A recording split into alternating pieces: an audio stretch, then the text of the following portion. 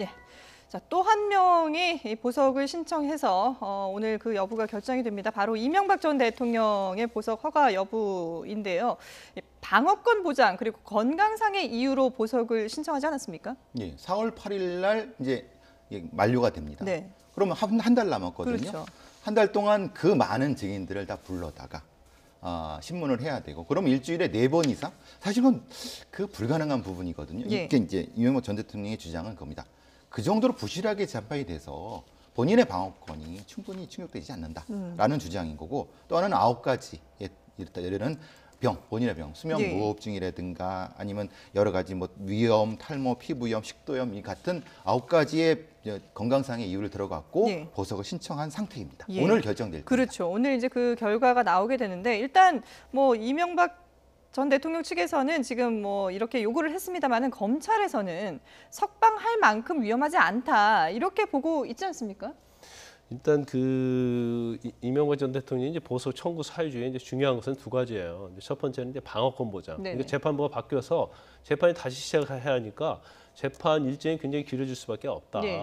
그렇다고 한다면 일단 석방을 해놓고 재판을 하자는 거고요. 네. 그다음에 두 번째 중요한 부분은 이제 본인이 굉장히 지병을 앓고 있다는 건데 이제 그 지병을 한 9가지. 그러니까 뭐 본인이 앓고 있고 뭐 약간 의심이 되는 모든 병명을 다 기재를 했어요. 네네. 근데 나머지는 별 뭐 의미가 없는 것 같고요.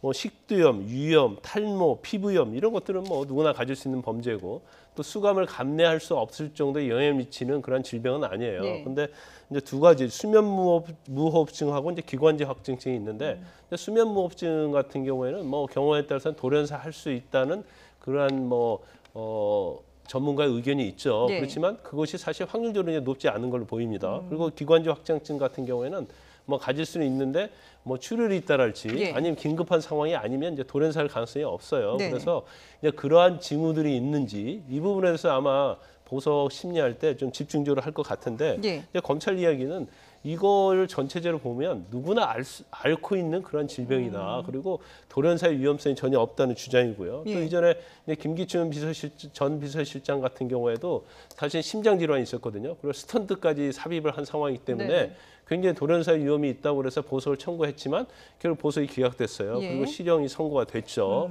그래서 오늘 보석 심리는 과연 교도소 생활, 구치소 생활을 수감할 수 없을 정도의 심대한 질병에 해당되느냐. 그리고 만약에 석방을 안 했을 때 네. 생명의 위험성이 있느냐. 아마 이 부분이 기준이 될 것 같은데 네. 저는 개인적으로 생각할 때는 지금 그 정도는 되지 않는 걸로 보이고 또 구속만기가 4월 8일이에요. 네. 그러면 실질적으로 얼마 안 남았잖아요. 그럼 재판부 입장에서 구속만기를 얼마 남겨두지 않았음에도 불구하고 이제 보석으로 석방하는 것 자체가 굉장히 부담이 될 수 있는 네네. 거고 재판을 이제 한 달 정도만 하면 예. 일단 뭐 선고할 수 있는 상황 아니겠습니까? 그렇기 때문에 뭐 재판부에서 보석을 해줄 가능성은 그렇게 많지 않다 이렇게 예. 봅니다. 보석을 해줄 가능성은 많지 않다라고 말씀하셨는데 그 결과가 지금 이제 뭐 저희 뉴스 시간에 나오지 않을까 싶은데요. 이 서울고등법원 형사 1부에서 항소심 첫 공판에서 지금 이 보석 허가 여부에 대해서 판단을 하고 있습니다. 뭐 빠르면 저희 뉴스 시간에 전해드릴 수 있을 것 같고 뭐 이 판단이 조금 늦어질 수도 있는 그런 상황인데 글쎄요. 일단 변호사님은 보석으로 나올 가능성이 거의 없다라고 말씀을 해주셨는데 만약에 보석이 된다면은 어떤 식으로 이게 진행이 되게 되나요? 이건 말하자면 법원이 정한 보증금을 예. 흔히 말하는 보증금을 내는 조건으로 그게 뭐 1억이 됐든 몇 천만이 됐든 낸 다음에 네. 바로 석방이 되는 거고 있고 석방된 상태에서 불구속 상태에서 재판이 진행되는 거예요. 재판은 계속 진행되는 겁니다. 예. 그리고 재판이 진행된 상태에서 거기에 이제 유무죄를 따지는 상태가 되는 거죠. 근데 이게 지금 만약에 보석을 안 해줬을 경우에는 그러면 그냥 구속된 상태로 계속 이제 재판을 받게 되는 거고 해줬을 경우에는 말씀하신 대로 이제 그 일정 금액을 내고 나오게 되는데 이 여기에 대한 여론의 비판도 상당히 클 것 같아요. 그래서 이제 아까 말씀드린 것처럼 예. 중요한 것은 물론 오늘 먼저 보석을 심리하는 데 있어서 이제 지병이 얼마나 이게 생명의 위협이 될 정도의 크냐 네. 이제 이것이 아마 관건이 될 거예요. 예.